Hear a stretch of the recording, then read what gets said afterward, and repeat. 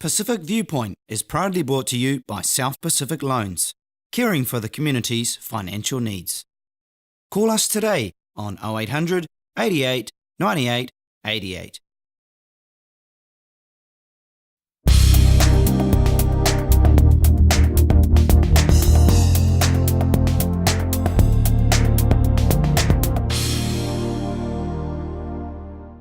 Good evening and welcome to Pacific Viewpoint. Trading on Sundays is not allowed in Tonga, leaving businesses, airlines, cruise ships and the like all prohibited from operating on what the Bible calls the Sabbath. The Sabbath, or in simple meaning, is a day where Christians refrain from work. It is a day of rest and a day to keep holy. And in Tonga's case, like a lot of Pacific Island countries, it's a day where the people go to church. But with the downturn in the world's economy, some of Tonga's leaders and business owners are desperate to keep the economy moving and are calling for Sunday trading to be introduced. The church leaders have strongly objected to the idea, even to the point of warning the people of God's wrath if Tonga travels down this road. Are the church leaders right? Or does the circumstances warrant a genuine case for Sunday trading to be introduced? Well, here to discuss tonight's topic are my guests. Reverend Tavale Mataya, a Bible College lecturer and a minister from the Samoan community, and Marie Po, business advisor for Pacific Business Trust, and also Peter Koretz, he is the CEO of Pacific Business Trust. Good evening to you all and welcome to the program. Now, let me start with you, Reverend Tavale Mataya. Tavale, I'm sure you understand the frustrations Tongan's church leaders are facing at this time. Their decision to oppose a new bill which plans to allow trading on Sundays is almost overwhelming blasphemy in their eyes. However, they see it as a direct opposition to God's law, which it says on Exodus chapter 20, verses 8 and 9, and I will read it. Remember the Sabbath a day by keeping it holy. 6 days you shall labor and do all your work, but the seventh day is a Sabbath to the Lord your God. Do you think Tonga's church leaders are out of touch with the time? Well, yes and no. Yes, in the sense that, first of all, strictly speaking, the Sabbath there is a covenant between God and the Jewish people. That's what it is. The Sabbath, strictly speaking. So are you saying Sundays or Sunday is for the Jews, not for us today? No, Saturday. The Sabbath is Saturday, which is the seventh day. That was a covenant between the Jews and God. And there are a whole lot of other little laws that governs the observance of the Sabbath. But for us Christians, we have chosen, instead of Saturday, the Sabbath day, we have chosen Sunday, which is the first day of the week. It has become a general consensus among the Christian communities, which of course started in Rome and Alexandria in the 2nd century, where the Christian people have chosen to come together and worship God and keep the Sunday, the first day of the week, as a day where the Christian will come and worship God and honor God, a day of recuperation, etc., etc., where they no longer work and things like that. So, therefore, I think what the Tongan churches or leaders are saying is, it's the same principles, not necessarily the Sabbath, but Sunday, which is the Christian day. I guess it's been chosen to worship on Sunday to commemorate the risen Lord. He rose on the Sunday, the first day of the week. Okay. What does it mean by keeping the Sunday or the Sabbath holy? What does it mean by that? I think for the Christian community, it's about honoring God. It's about, and there are various ways whereby you can keep it holy. For me, as a pastor, the first one is to invite the Christian community to come together at one spot to worship Him corporately, like singing together, praying together, and preaching and teaching of the Word, not only within the confines of the church building, but right throughout the day is doing wholesome stuff. What is wholesome stuff? Well, because I know some people, they go to church, so to speak, on Sunday, but then after church they go and party. You know, they booze up and... That's very unholy. Very unholy. Or even, go and gossiping and... So do you think if Tonga won't trade on Sunday, would that make them holy as such? Not necessarily. You see, this is all an outward thing. I think the real issue of holiness is within the heart. Because outwardly, I can put on a new suit, white suit and everything else, and then go to the church and worship together with other people. And the people will think I'm a holy person. But they don't know what's going on inside me. As Jesus said to the Pharisees, you're just like tombs, you're like graves. Beautiful in the outside, but inside it's rotten and it's smelly, stinky. So God is looking in.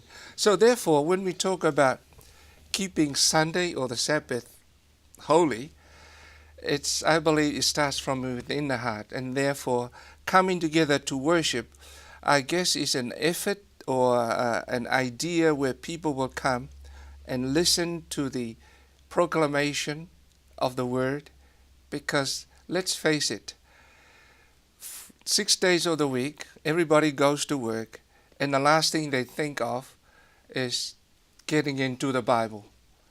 But that's the job, I suppose, of the pastor or the minister, preparing a special word. Come Sunday, people will come and listen to the pastor as he expounds, as he teach and proclaim the word. But, on top, hopefully, of what the individual Christians have already done throughout the week. But as I said, they're too busy earning money and living life. They don't have time to sit down and teach or read and study the Word of God. That's why they come to worship. So you still support the idea of spending a day off from your normal daily work? Absolutely. I think the principle has already been set by God when He made that covenant with the Jewish people to work 6 days, and on the 7th day, don't do any work. How do you define work? Because you pastors are working too, doctors and nurses are working too. Sunday is the busiest day of any pastor. Therefore, if I was to keep the true meaning of the Sabbath according to the Jewish understanding, I should not be doing the work that a pastor does, like preaching, teaching, and even like the Sunday school teachers. They're working. The difference may be is that those like my staff in the teaching Sunday school or youth or other ministries, they don't get paid. Only the pastor is paid. So when I do my job, I'm actually working because I'm paid. So what's the difference between that and somebody who's running a shop? You see. When Jesus said, I am the God of Sunday, Sabbath. Of the Sabbath, is there any relationship between that and keeping the spirit of the law rather than the letter of the law? Yeah, the difference is, as I said, you can keep the letter of the law by observing all these little things, but yet God looks down in your heart. It's not right with Him.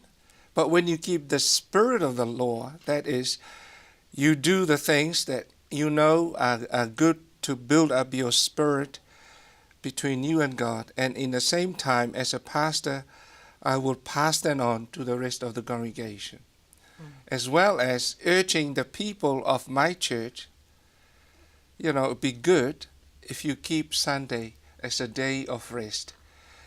Because I think there are a lot of good things, not only that gives the body to recuperate, but also in worshiping God, another opportunity to sit down with your families, mom and dad, and have a good meal and share with one another, because especially in today's environment, people are very busy. In fact, some parents have got 2 jobs and they don't have time with their children. Why not, therefore, make Sunday for us Christians as a day where the parents will sit down and catch up with their children? Right. So now I'll come back to you, Peter and Malia Paul. Peter, you are the Chief Executive of Pacific Business Trust. And from your experience in the business world, do you think if Tonga starts trading on Sundays, will it help their economy grow? Look, I think from a purely commercial standpoint, meeting the market, meeting the needs of your market and your consumer base is always going to be helpful for business development and therefore economic development, I guess. So if there is to be a contribution to economic growth for Tonga, I think expanding its trading laws is potentially part of that. From the trust perspective, I guess, then we wouldn't necessarily be against the notion of Sunday trading, in keeping with, I guess, what is fairly widely accepted as the norm now in secular society, and certainly in New Zealand. But I have learned a lot more from Raymond, yes, about I guess, and this is, I guess, it's one of the things that makes it a very complex issue, is even the notion of what the Sabbath is, and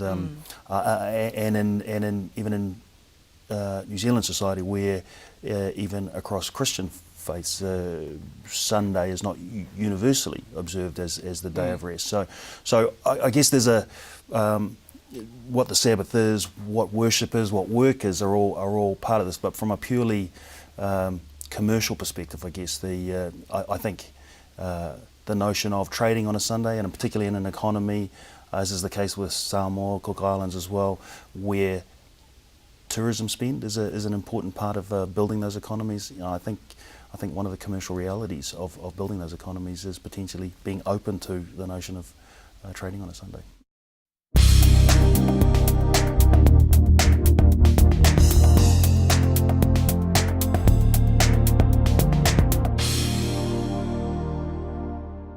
I came from Tonga in 2006.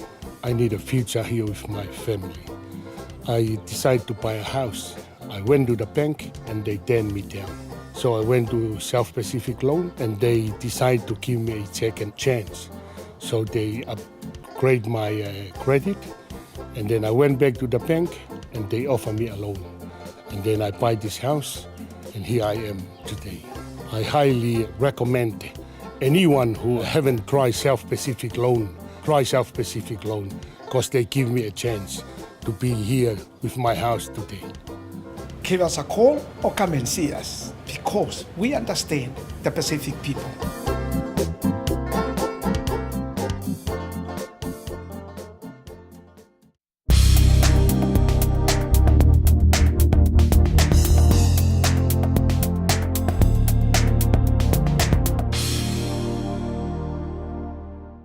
Malia Paul, as a Tongan, and you're Tongan, what would be your viewpoint? My viewpoint is that, Peter alluded, from a business standpoint, we would support what the business people in Tonga want to change the law. But you support? Yeah, we want to support, that. But I guess living in Tonga, brought up back in Tonga,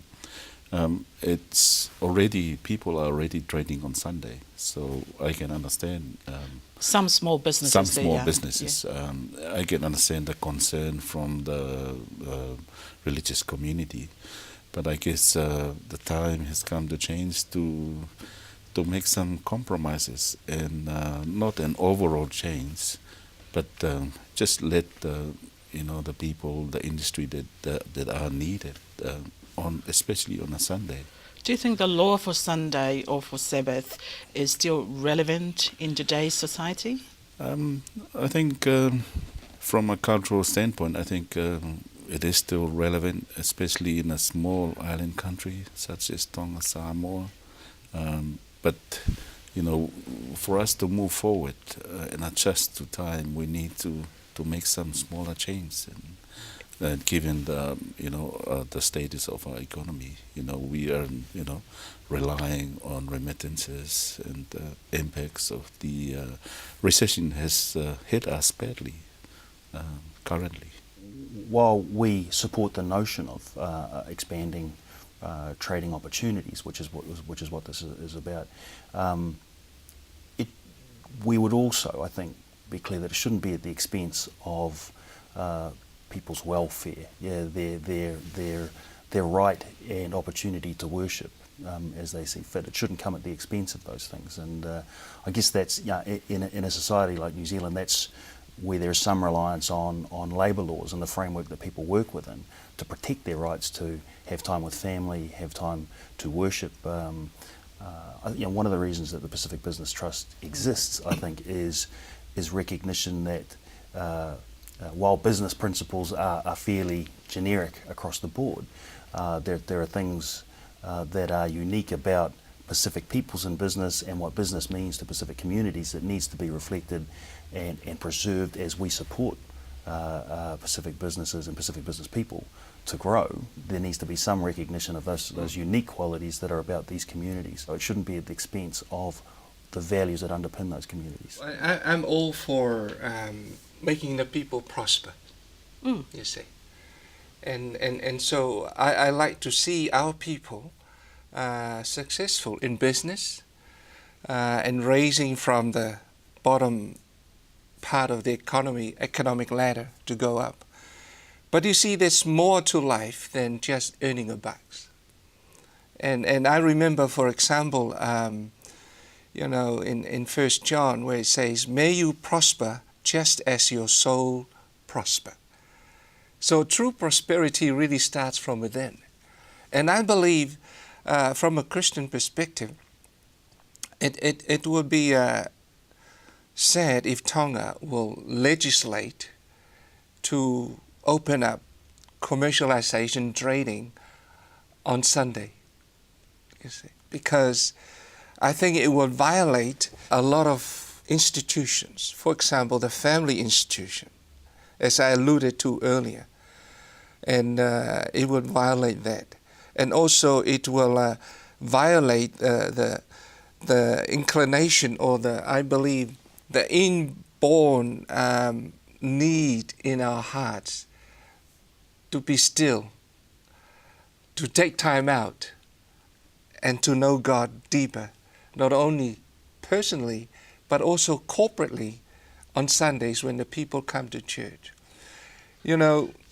I do understand that these Western things is driving this.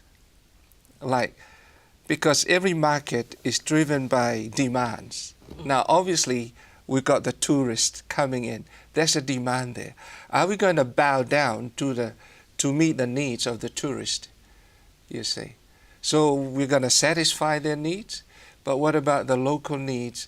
What is, I believe, is very important to the Polynesian, Tongan, Samoan, the Pacific Island community is important to us, is our spiritual heritage. And we can see the negative impact of that in New Zealand. We talk about, for example, why are there so many young people committing crimes in New Zealand? And it's growing quite intensely. Is that because they didn't keep the Sundays?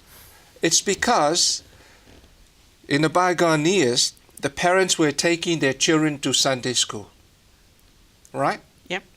So they're immediately exposed to the values of the Bible, good values where people will live by. But what's happening today? They're not taking them to Sunday school. They're taking them to play sports and all other kinds of activities. So where are the kids learning good values like respect, love, compassion, and all that? They're not learning that, you see. They should do that from home. You should oppose to this. You should. Learn from homes from whom? Parents. But the parents don't have those values either because they haven't been to church. So the notion that when the parents say to me, when they grow up, about their kids, when they grow up, they'll make their own decisions. they'll make their own choices. My question is, choices between what? Because while they're growing up, they only know one part, and that is the heathen part, the non-Christians' values. So don't tell me when they grow up, they'll make their own choice, because up to that point whereby they are going to make their choices, they only knew one thing, and that is the heathen ways. They've never been exposed to the ways of God like you and me and us who have been growing up in Sunday school. Okay, you must say something about this one. And I guess it's a complex and big issue, and I think a bigger issue than just Sunday trading and the part that commerce has to play in the development of Pacific economies. But and I agree with the Reverend in and around the importance of a strong values base. Church and worship on a Sunday as part of that is important for a lot of families, a lot of people. I think I grew up in a fairly typical South Auckland household as well, where both my parents worked multiple jobs. The values base I have is as much from watching them work hard for us, and sometimes on a Sunday, because that was the reality of earning to make our family work, and to provide the things that we needed as a family. Some of the lessons I took from life about what was important and about the things that make me the man I am today are from that work ethic and that dedication to the family unit, which sometimes look like work and sometimes look like hard work and at times 7 days. But I think being open to the possibility of looking at something like Sunday trading as part of a package of things considered. There is a strong criticism from the business community in Tonga against the church leaders. They thought that the church leaders are out of time, not only that they are short-sighted, and not only that they probably fear in case the offering bowl or the tithing bowl will getting less and less. Yeah. Do you think that is a fair comment? I think it's, from my experience back in Tonga, I think that's a fair comment. A lot of support from the businesses, fundraising by the churches are being funded from the business community. I mean, even though I do respect the local community with the respect for Sunday, but the reality is Tonga cannot be isolated. Because there are infrastructures in place that other people are depending on it. For example, the wharf, ships, the scheduled ships, the wharf need to be operated, on time when the ship arrive, and even in some cases the airport. These infrastructures. It's like business networking. That's what the trust try to promote here in New Zealand. It's networking. You can secure clients, and so what I'm saying is that Tonga is no longer isolated. Tonga is interdependent on other people and other big businesses that will help Tonga to survive and counter the current recession. I think there's some validity in that accusation. But it's not for me to judge whether that was the motives behind the pastors or the church leadership going against the trading on Sunday or opening up these jobs on Sunday. But I think in a generic sense, once we open up little doors like this, it can become bigger and bigger.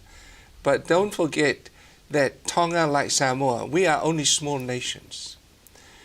Whether we accommodate for the ships to be unloaded wouldn't, impact the global shipping companies and so on.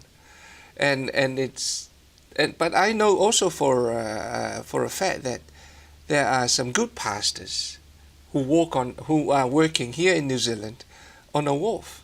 For sure. And it's unavoidable. It's what they have the 4-day cycle of working. Mm-hmm. And it falls on Sunday, that's their day of working, they work. So what do I say? That's okay for me because it's unavoidable. But that's New Zealand, you see.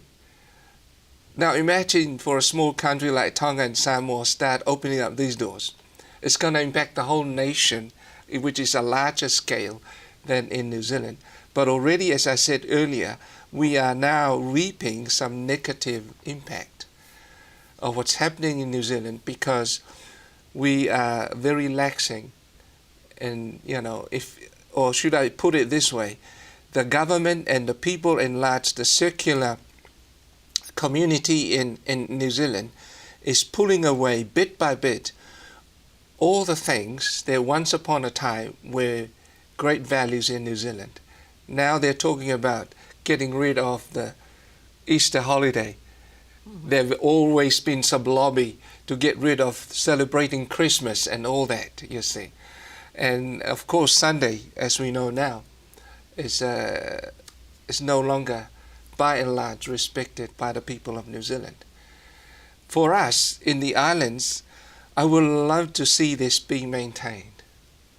Not because the fear of the pastors, the offering plate will be empty. I don't think that's the motive.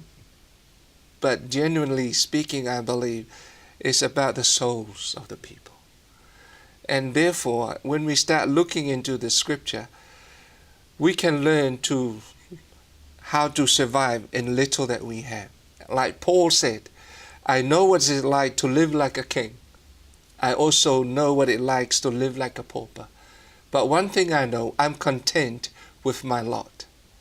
So if we can teach our people to be content with what they have, but always before their hearts and before their mind to excel, there's always room for improvement. Thank you, Pastor. Mariapo, coming back to you, what would you say to some genuine pastors in Tonga that are thinking that maybe this is the secular aspect of Western society is starting to creep into our society, and as Reverend Tavare was saying, it's kind of dismantle the essence of our heritage?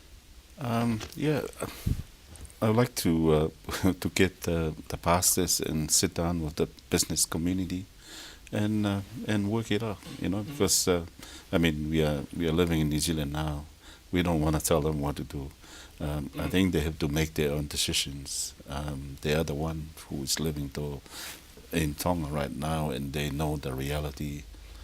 So I would support, initiating a forum where they can sit together and work out the differences. Good advice. What would be your last advice? What the world's recovering from is a global recession, and what every nation is looking for are solutions to their own respective economic issues. That part of recovering from a global recession has been part of a global market, and I'm just not convinced that the Pacific Islands can afford to have the closed signs up on a Sunday if they want to trade as part of a global market.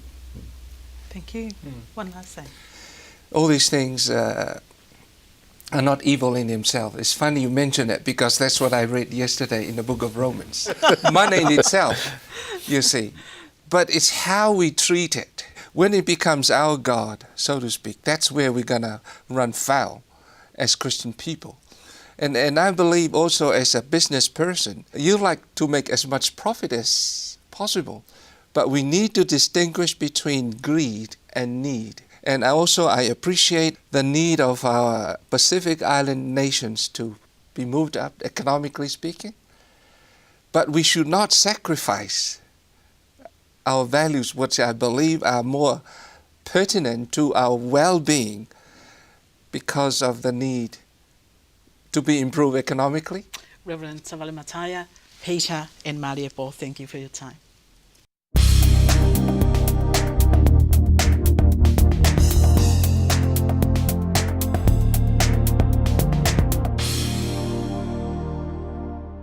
Well, that's all we have time for on tonight's program, and a big thank you to all our guests. You can also watch this program on our website, and that is www.pacifica.tv. Click on Pacific Viewpoint and then leave a comment. You can also give us your feedback by emailing us on myviewpoint@pacifica.tv. Thank you for watching. Bye for now.